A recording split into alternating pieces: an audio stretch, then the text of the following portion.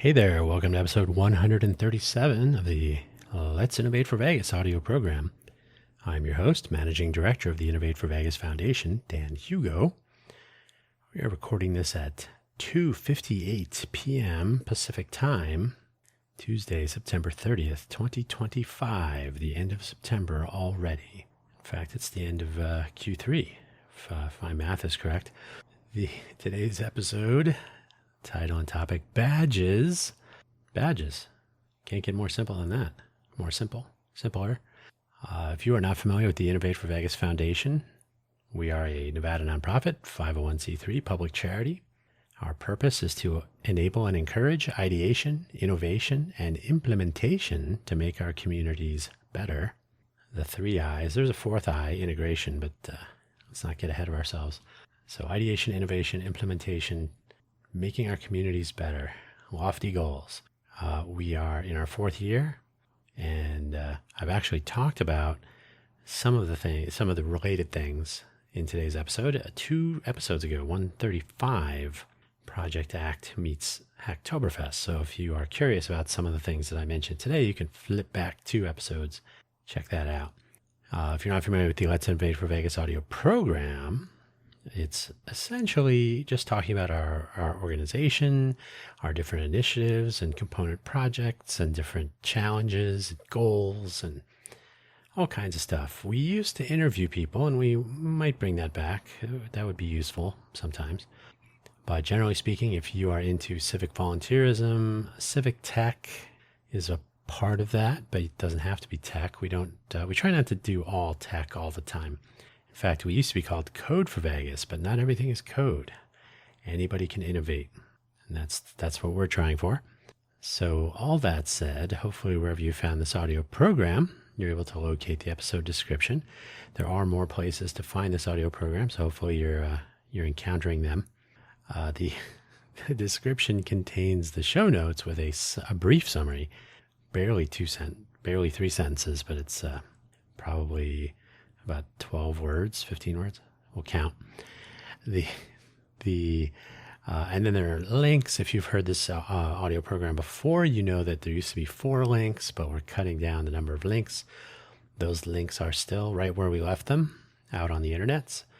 So if you are curious, I will mention them, but we're trying to keep so I won't mention them too often, but I do mention Project Act and Agile for Volunteers today in the course of this episode, so I may as well give them a little shout out. But as a matter of course, we'll just do our homepages and then links from there to our various initiatives and so on. So all that said, the show notes for today's episode, the summary is badges. We don't need no stinking badges, or maybe we do. Those links I mentioned, the Innovate for Vegas activity homepage, innovateforvegas.org. That's innovate, F-O-R, Vegas.org. Innovate is spelled with 2 N's, I-N-N-O-V-A-T-E, innovateforvegas.org. There you will find information about our various initiatives and component projects and the different repositories that contain the work for those things. There's more to add to it. We got to make more of our repository content more web-friendly. So always a work in progress. I have all the hats right now, so you know what that means. Our other website, Innovate for Vegas Foundation, I did mention we're a Nevada nonprofit corporation. Did I say corporation? We're a Nevada nonprofit corporation. We're an actual business. We are a 501c3 public charity. So if you want to know who's on our board, and that's pretty easy because our entire board is talking to you right now for the moment. So we're searching for board members, so we could work there. Bylaws, code of conduct. The business side, though, our financial, our filings, our finances, donation information, and so on and so on. Production by street, emergency vehicles, saving someone's life. Can't argue with that. So innovateforvegas.foundation for the business side, innovateforvegas.org for the volunteer community elevation side. They're both the same. I mean, they're the same legal entity. They're just 2 different views, 2 different entrances to the same delightful restaurant.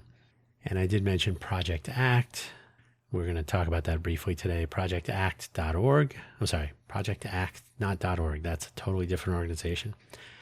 They do good stuff too. Project Act, so it's project-act.info for more information about the autonomous cohort tessellation, which we're going to try to get involved with or get included in the possibilities for people to contribute to as part of Hacktoberfest. And then Agile for Volunteers, that's AGILEFOR, volunteers, VOLUNTEERS.org is our own take on Agile. Agile was developed 20 some years ago by and for programmers. We're adapting that to apply to programmers and non-programmers. So anyone who wants to volunteer their time, effort, and expertise to contribute to community elevating initiatives and component projects. What a mouthful, huh? Agile for Volunteers. All of these are always a work in progress. Don't ever visit one of these websites and think, oh, they're not done or they're not working on this anymore. Oh yes. Priorities. So all that said, let's get on with the show. Hacktoberfest commences. So today being September 30th, Hacktoberfest 2025 begins tomorrow or tonight at midnight or whenever, wherever you are. And we'll run through the end of Halloween. That's October 31st for you and me. And we had our Project Act meets Hacktoberfest episode 2 weeks ago. That was episode 135. So you can get some more background information on that and what Project Act is and so on. And there's a whole other episode about Project Act a couple months ago. We're going to have an index of all of our shows on our website. That's TBI, to be implemented. The rules are fairly simple for Hacktoberfest. You register, you find a repository on GitHub or GitLab. That's something we'd like to expand on with Project Act. Any repository project that's participating, and so they mark themselves with the Hacktoberfest topic. You can show up in the topic search. You as a participant, whether or not you have your own projects on GitHub or GitLab, you as a participant in Hacktoberfest submit 6 edits. And these are called pull requests or merge requests. They're basically a structured way to submit changes for consideration to the maintainers of a particular project. And then you get a badge for each. And when you get 6, you're eligible for, there's a t-shirt promotion.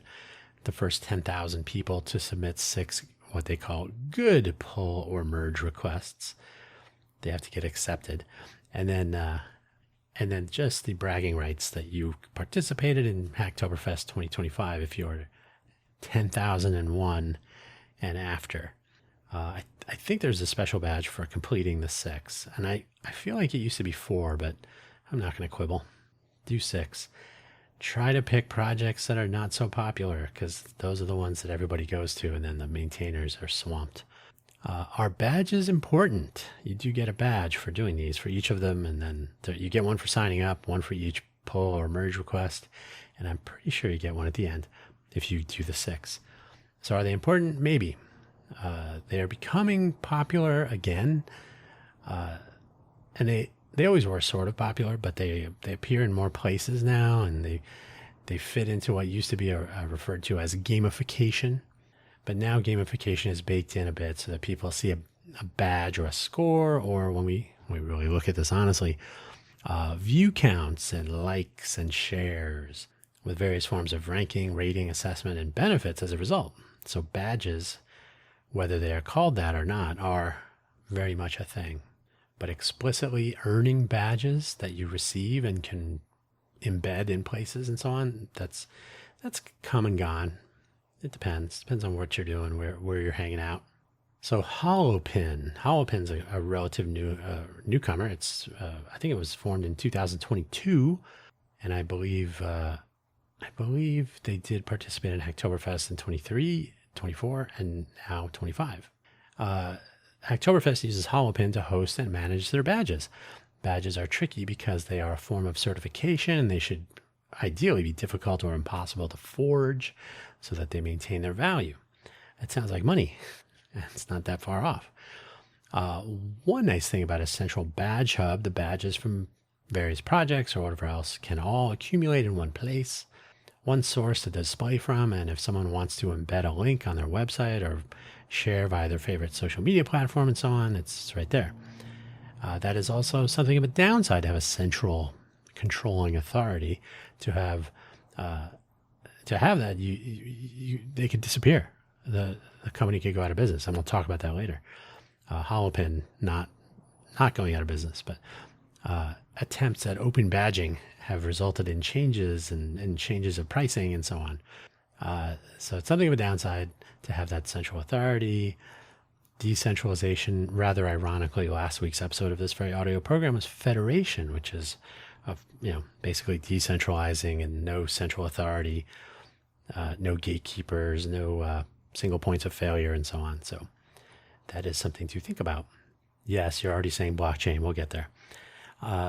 So I will point out that Holopin announced in February of 2024 that open source projects or organizations such as ours, etc., can integrate Holopin into their stuff for free. So you can issue badges and have people earn them and so on, and manage and all of that for free for open source, or I think the projects or whatever the activity is has to be open source, and that we are a nonprofit, I believe, makes us eligible to have that conversation anyway. So this is interesting for our foundation, but also for Project ACT, which aims to connect cohorts and collaborators across localities. If you're familiar with Project ACT, you'll be saying, "Oh yes, of course." And if you're not, you will be once we get it really going. And I'll talk about it more. Having a store of recognition, of bragging rights, if you like, is not a bad thing for free and at scale. So being able to integrate Holopin in even as a test, sort of does the value proposition make sense to people who might use it or take advantage of it or be impressed by it? So we can try. We'll probably talk about it later in the month of October with Holopin, depending on how Project ACT has come along since then. And of course, our own organization. I'm going to talk about all of this in a moment. So there were open badges, and there still are, sort of. Back in around 2011, Mozilla, and I will remind those who have been keeping score the whole time, I did work at Netscape Corporation before they spun off their open source project, Mozilla, and formed the foundation and all that. So I was around for the pre-Mozilla browser days at Netscape. So Mozilla kicked off their Open Badges platform, which was aiming to accomplish something similar to what Holopin started doing in 2022, but with much more scope and grandeur, with over 1,000 partners using it by, I think, was that by 2014? I can't remember. They started off getting some partnerships so that the badges would have some legitimacy. They would be actual badges. I think they started in Chicago with some city civic volunteer projects or something along those lines. So they started in Chicago, and eventually they had I think it was 1,400-ish, over 1,000 partners. I think they were working with the MacArthur Foundation.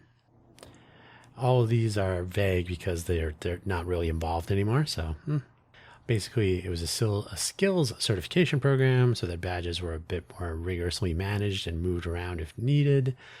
Their partners included educational institutions, government agencies, nonprofits. So a lot of entities were interested in being able to hand out certifications that were visibly confirmable without too much headache. If you can just see a badge on a website, sort of like the Better Business Bureau, or there are still badges floating around for people who use VeriSign or other secure certification, like website SSL, now TLS, certificates, I should say, for secure web browsing. So there's a variety of badges for those types of verticals. So to be able to issue badges for sort of quick visual confirmation that someone did attend or participate in or receive some certification or is qualified, et cetera, et cetera. So there's some general appeal there. So open badges basically started out in that direction. You could use them for whatever you want, but they were really leaning into professional skills, certifications, government certifications, et cetera. I looked into open badges 2 years ago or so, and that's when I started discovering what had changed. As I already hinted at, these things can change, and they did. Mozilla spun off Open Badges, and from there, I think they handed it over to the MacArthur Foundation, which started a whole different company. And it's sort of become a standardized credential program from that, because now they could charge money for real for education and nonprofits and whatnot. I believe Clark County School District, here where Vegas is located, was either exploring or had actually implemented an Open Badges compatible certification system. So however they were implementing it with whomever. Because when I brought this up with someone, they said, oh yeah, we're looking at using Open Badges from wherever it was. But it is not free. So we were talking about maybe collaborating so that they would the badges would end up being part of an educational, sort of extracurricular educational certifications by having students participate in volunteer projects. We didn't move forward on that. And in fact, I'm honestly not sure if Clark County moved forward with their use of this technology. So I'll have to circle around someday and see what's going on with that. Even Badger, spelled in the cool missing vowel, so Badgr. Even Badger, which it was an open source reference implementation of the Open Badges standard. I don't think it was part of Mozilla, but it might have been.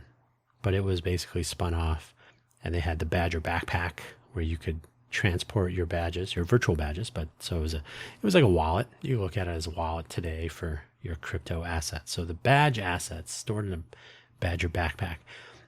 Badger, unfortunately, was bought up by Instructure company, and they have a product called Canvas Credentials, which is essentially Badger. And they have an FAQ about, how can I use my Badger backpack with Canvas Credentials, etc. So it's apparently compatible with Badger Backpack for storing and transporting your badges, but it's not necessarily free from what I could tell. I doubt it. It was difficult to figure out. They have a lot of words on their website, but nothing spells out like here is how you can use this product. And here, there's no pricing page, for example. So I found it a little bit off-putting. I had checked out Badger a long time ago. Badger was a little bit more early adopter friendly. Like, it wasn't snap the fingers and be done, but it was still more like, hey, here's how to get started. And they have these resources, but I'm not interested in using in Instructure and Canvas. It doesn't look like it'd be friendly, but it's merely it's bookmarked. It's not on my agenda just yet, but who knows? We'll have to keep an eye. I ask because for our purposes, I ask about pricing and so on when I'm looking for these things. I don't ask a person. I'm just asking the question. It's in the air. Now, I ask because for our purposes, a subscription or licensing fee would price us out in the near term, and possibly over time, especially if it's an expense that scales with user count, for example, or requests. If badges are requested 1 million times a month, you have to pay per over 1 million or whatever it is. Now, I'm not saying, is it 1 penny? Okay. But you never know. And these things can change over time, and you don't want to, that's some technical debt that then you'd have to convince some volunteers to readdress if you need to change platforms. So the more upfront, open source and free for nonprofit compatible, free for charity use, the better. So just thinking ahead. It's almost like I've been bitten by this before.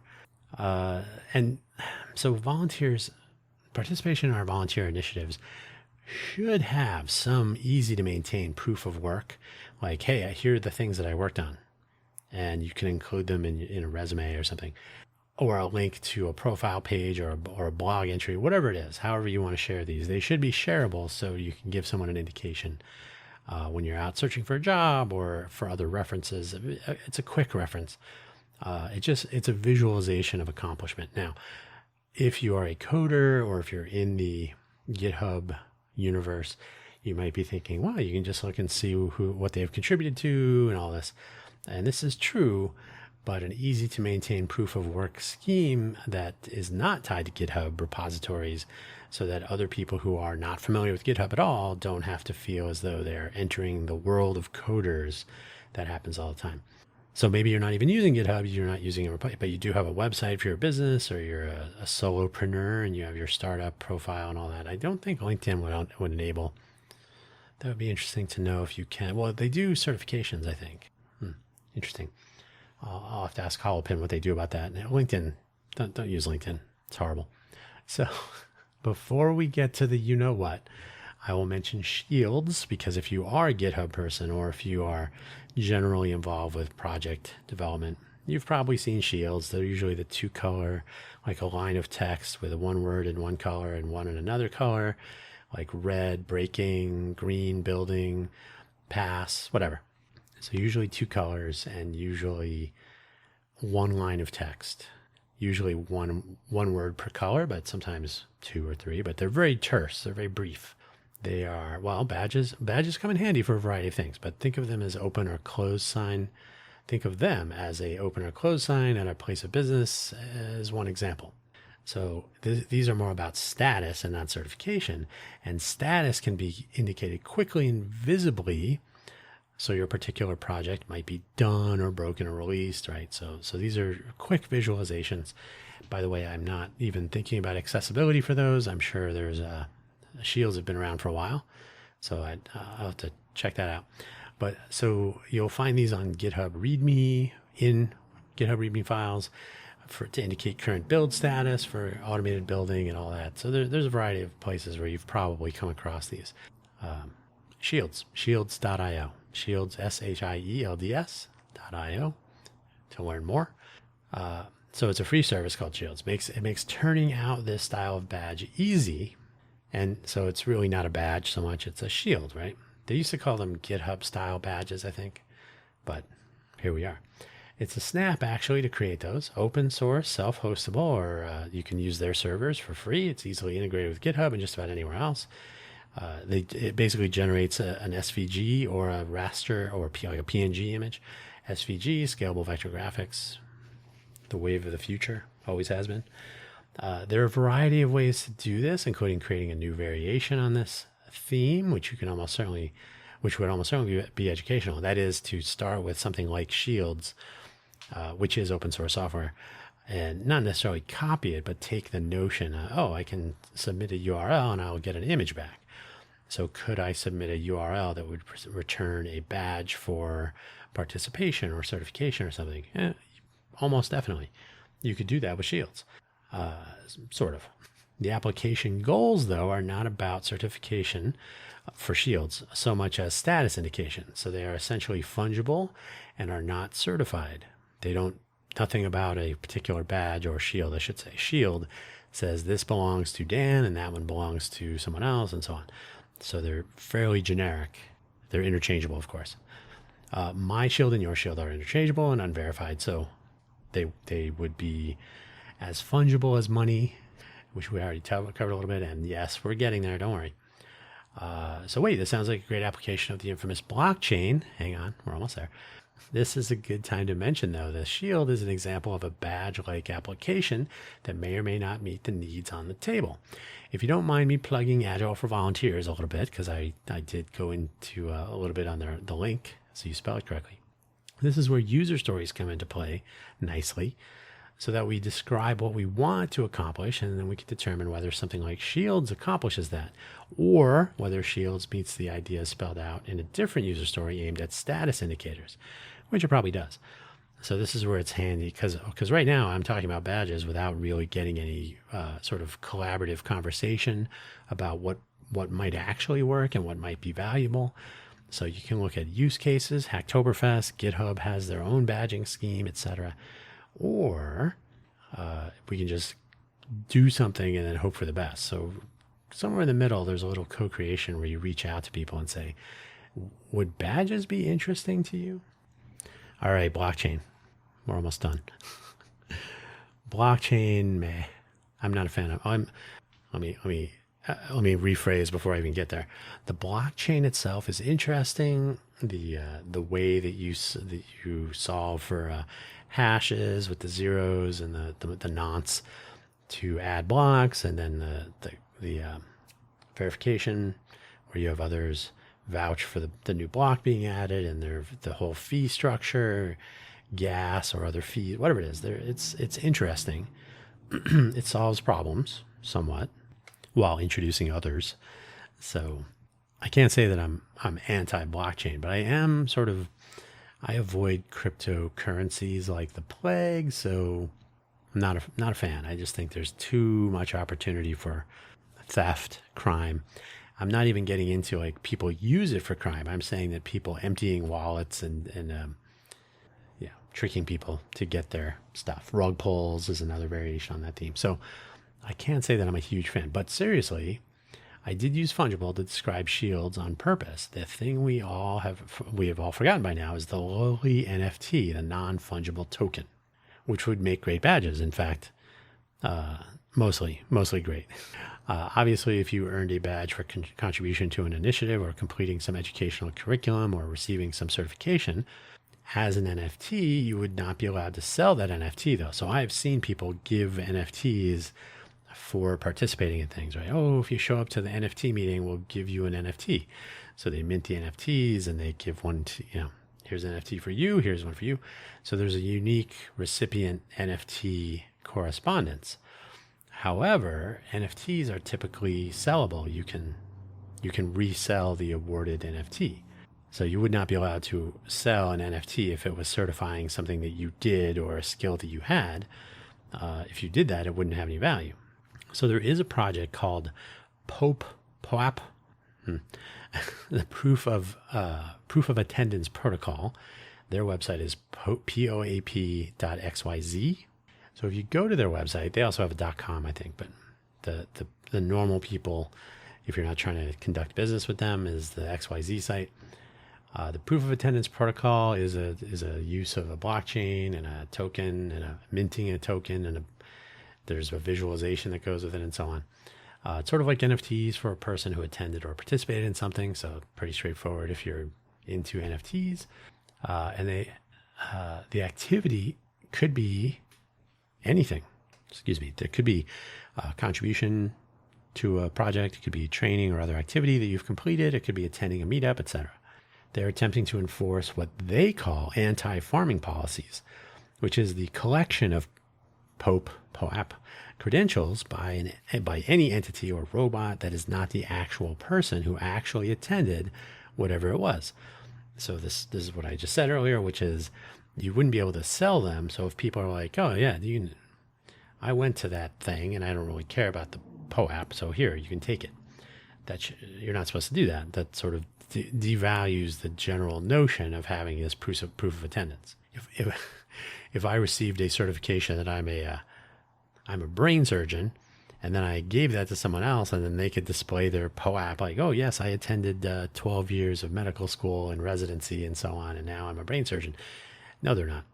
So the value and credibility of the credential needs to include those considerations. So you shouldn't be able to just hand it out. If I gave you my diploma, you're not suddenly a Harvey Mudd engineer graduate, right? Maybe I'm not either. Who knows at this point? No, wait, I am. I have the student loan payments to prove it. So this is not commentary about the blockchain concept or possibilities. So I've already expressed my views. I think it's an interesting solution to some things. The use of it as a currency that's global in scale, that's putting a lot of weight on that notion, and we've already seen that it's very risky for some. So so POAP is still out there. It's still new. It's only been around for a couple of years. It's a little bit uncharted, so it remains on the radar, but it might not be something to start off with. This is where having a central authority would say, oh, you're not allowed to transfer this to someone else, and so on. So it's like the old way of managing money. It's accounts and account numbers and transfers. And so you kind of figure out if you're supposed to have this POAP or a hollow pin, right? The hollow pin's a little bit easier because of the way they've implemented it. So the scope and grandeur, or the scope and scale, I should say. I like scope and grandeur. That sounds cool. If you're thinking, where have I heard that in a movie? It was in the X-Files movie, the first one. So scope and scale. Hollowpin, it's HOLOPIN, by the way, hollowpin.io. It seems like a good start for our own initiatives, for our starting to use a badging scheme. We don't have a ton of participation lately, but that is an understatement.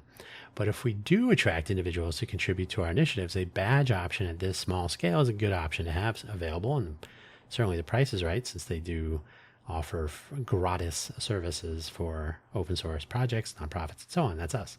Since Holopin is the badge platform of choice for Hacktoberfest, it would seem it is scalable to many people. I don't know what the participation is or was for last year. I'm sure I could find that out, but we'll see how it goes this year. It would seem it's scalable for many people and many badges. So Holopin might even be a good place to start for Project Act, where cohorts and collaborators could be spread across many localities with, hopefully, in a perfect world, a lot of inter-cohort collaboration between individuals and small teams and entire cohorts on a variety of initiatives and projects and so on. Whew, that'd be a lot of badges. It would be interesting, maybe useful, to be able to collect interoperable badges as a general form of proof of participation for the general population, not necessarily familiar with GitHub commits and whatnot. So there's a general appeal to a badging scheme, especially if you're in a civic volunteer community elevating organization where you intend to let people know, like, hey, this was developed by these people in your neighborhood, perhaps. So the ability to share that information in ways that are more casual, person friendly, right? Oh, go to my GitHub profile. You're going to lose most people at that. So yeah, it would be appealing to have this, and there's some general appeal to having a badging scheme that can scale as needed with multiple organization scope. So if we do get Project Act going for real across multiple cohorts, a cohort is one or more people who are doing things. So if there's an interoperable badging scheme so that one person could look at, you've contributed to 5 different cohorts around the country to different projects, different types of contribution, etc. So that would be interesting, I think. I mean, this is a show don't tell world, so everything I've said in this podcast really requires a demonstration, so a functioning platform. So that's what we're trying to do, really. Outside the context of this episode, a badging scheme, so I'm not talking about the commercial stuff, but I'll hint at it. A badging scheme might be interesting for some of our initiatives that could spin off for the sake of monetizing and commercializing, at which point any gratis deployment of Holopins, for example, would not be gratis. It would be a paid licensing or other agreement scheme, so that there would be payment for services because we'd be being paid for our deployment and so on. But that is a part of the for-profit game anyway, so that would be totally different. That's a different consideration. Everything our nonprofit does not involve generating revenue for the purposes of profit. So nonprofit, free, gratis, these are all things that play well together usually. So that's it. That is what that's what I have to say about badges today. And we were literally just talking about this last night during our initiative meetup, so I thought I would kind of lay that out there for as a receipt for later, as a badge of sorts. Each cover art is a form of a badge. One more episode completed. Here you go. Give it a listen. So that's all I got to say, really. Kept it kind of brief today, and I don't know if anybody misses the early days when I would go on for about an hour or so on the regular. So now I think we're trending more towards 30 to 40 minutes. So we're right in there. So mission accomplished once again. And we'll see. Well, we're going to have to post a poll or a survey of some sort, or we'll get that out there somehow when Project Act gets up and running. So hopefully Hacktoberfest will be fruitful. That would be the place to see if people are interested in badges of that sort to get started. And then for the general population, would you recognize badges? Would they be important to you? Would you like to see them? Would you, if you were going to hire someone, would you, look at we checked your social media, but we were really impressed with your Holopin badge collection. That could be something. Who knows? It probably wouldn't be that simple, but it might be worth examining, and it might be interesting to try out. And so we can certainly try things out. So that seems the most likely thing. And on that note, I'm going to let you go. Take care. Thanks for listening as always. And maybe we'll see you through Hacktoberfest or somewhere in there. Take care. Bye-bye.